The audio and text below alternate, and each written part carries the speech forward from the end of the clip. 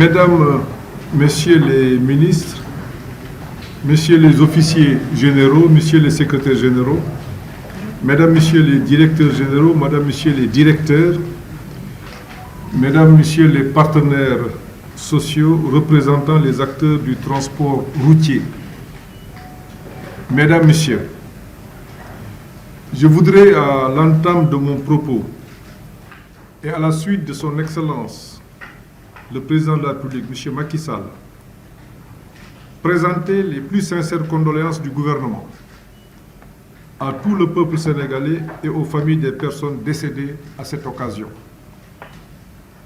Je prie pour le repos de leur âme.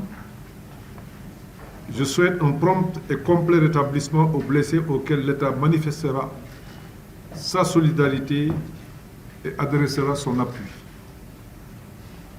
Chaque année, on l'a dit, mais il faut le répéter, plusieurs centaines de personnes sont tuées sur nos routes et fait des accidents de la circulation la première cause de mortalité dans notre pays.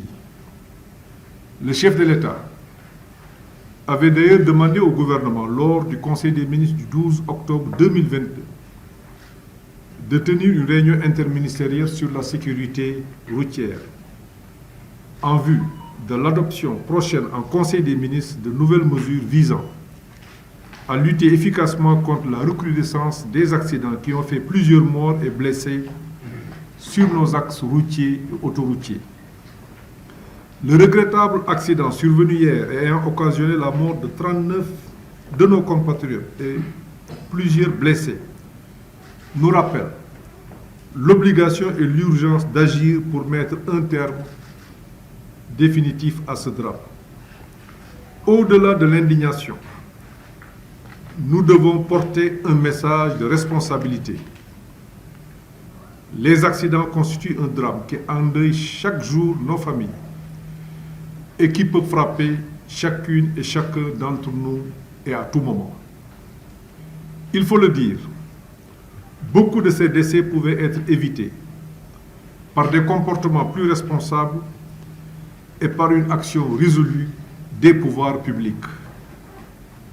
La lutte contre l'insécurité routière figure parmi les priorités de l'action gouvernementale. Des efforts importants ont été certes consentis. Le président de la République, Macky Sall, a initié un programme sans précédent de réalisation d'infrastructures routières, autoroutières et de désenclavement pour améliorer la connectivité du territoire, renforcer la mobilité urbaine et partant, lutter contre l'insécurité routière. Le programme engagé depuis 2012 à travers l'intensification du renouvellement des parcs automobiles, taxis, gros porteurs, etc. Le lancement en même temps de projets de transport collectif de personnes de dernière génération, TER, BRT, dans le but d'améliorer le confort et la sécurité des usagers de la route, nous rapproche de l'émergence. Le président Macky Sall a demandé aussi au gouvernement d'accorder une priorité spéciale au dialogue social permanent avec l'ensemble des acteurs dans le but de renforcer la modernisation et la professionnalisation des transports routiers. Malheureusement, certains de nos comportements peuvent se révéler être un handicap à cet égard. Il urge, pour l'intérêt général, de prendre des mesures fortes pour préserver les personnes et les biens. Après chaque accident grave, des mesures ont été prises. Je pense à la constitution de brigades, police, gendarmerie, douane, eaux et forêts, de contrôle au niveau des différents points indiqués sur les axes et corridors routiers.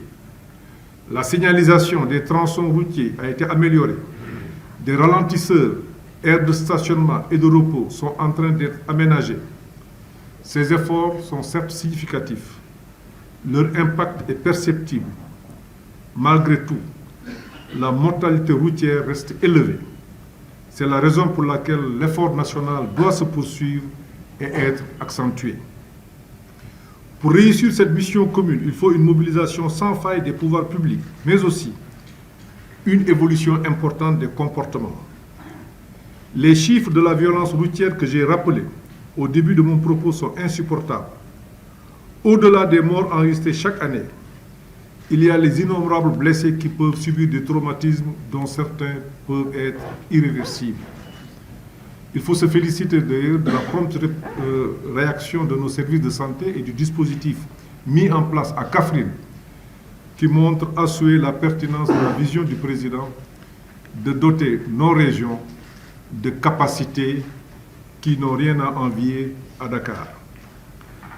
Ainsi, les accidents de la route causent une souffrance profonde aux victimes, à leurs familles et à leurs proches. Au-delà du lourd tribut humain, les violences routières constituent un véritable fléau social et économique. Ils alimentent la pauvreté et ralentissent notre marche vers l'émergence. Le coût économique de l'insécurité routière dans notre pays est aujourd'hui estimé à plus d'1% du produit intérieur brut. En conséquence, c'est tout le monde qui perd. Conducteurs, transporteurs, État, passagers. Beaucoup de personnes en âge de travailler en sont victimes. De nombreuses familles tombent dans les soins médicaux prolongés ou par la perte d'un soutien de famille. Nous devons tous prendre conscience de la gravité de la situation, car elle nous interpelle tous. Et nous devons réagir vivement en nous mobilisant pour arrêter cette spirale qui, du reste, n'est pas une fatalité.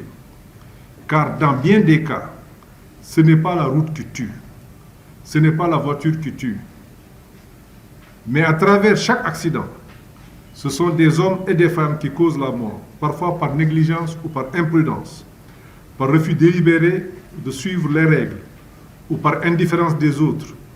Dans certains cas, il faut le dire, par cupidité tout simplement. Les autorités publiques doivent prévenir et réprimer les comportements individuels irresponsables. L'excès de vitesse, l'alcool et les drogues au volant, on le sait, sont des facteurs majeurs de risque qui aggravent les accidents. Ils ne sont pas tolérables. Une évolution des comportements est indispensable. Elle suppose une formation et même une éducation dès le plus jeune âge. Elle passe aussi par la mise en place d'une politique de contrôle et de sanctions efficace, garantissant le respect des règles clairement définies. Prévention et sanctions seront donc deux volets totalement complémentaires de l'action gouvernementale. En la matière, seules sont véritablement efficaces les mesures dites de rupture, c'est-à-dire les mesures qui modifient en profondeur le comportement des conducteurs et des usagers de la route. Ces mesures permettront une diminution réelle du nombre de morts. Je veux donc le dire ici et très clairement. Les mesures que nous annonçons aujourd'hui répondent à un seul et unique critère. Leur efficacité a diminué le nombre d'accidents.